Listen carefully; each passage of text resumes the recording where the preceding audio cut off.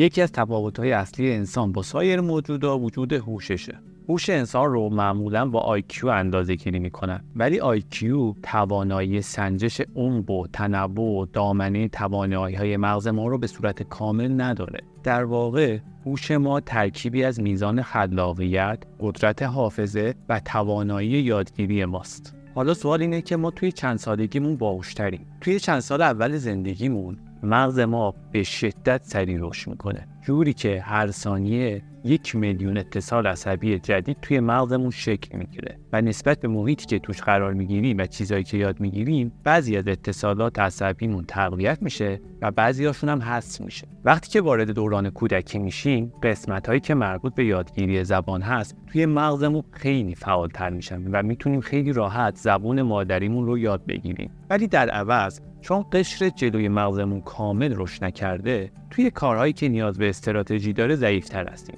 مثل بازی شطرنج که به صورت کلی بزرگسالا میتونن بچه‌ها رو شکست بدن، چون این بازی نیاز به تمرکز و برنامه‌ریزی و تفکر انتزاعی داره، در صورتی که بچه‌ها بیشتر تمایل به یادگیری اکتشافی دارن و معمولاً راه حل‌های خلاقانه تری رو برای مسائل پیدا میکنن و از اشتباه کردن هم نمیترسن. وقتی وارد دوران بزرگسالی میشیم، قشر جلوی مغزمون کاملتر شده و همین باعث میشه که تمرکز بهتری توی کارها داشته باشیم و بتونیم راحت‌تر برنامه‌ریزی کنیم و کارهایی که نیازمند یادگیری و حافظه و تمرکز هست رو بتونیم انجام بدیم و خیلی سریعتر و راحت‌تر معماها و پازل‌ها رو بتونیم حل کنیم. توی دوران پیری بخش حافظه مغزمون کوچیک‌تر میشه، ولی در عوضش کلی دانش و اطلاعات و تجربه داریم که توی دوره‌های قبلی زندگیمون نداشتیم که باعث میشه تصمیمات سنجیده‌تری بگیریم. حالا برگردیم به سوال اولمون که توی چند سالگی باهوش‌تریم. همونطور که به صورت خلاصه گفتیم، مغز ما نسبت به نیازها و اولویت‌های هر مقطع از سنمون خودش رو سازگار میکنه که بتونیم نیازهامون رو رفع کنیم و در واقع این سوال هیچ جوابی نداره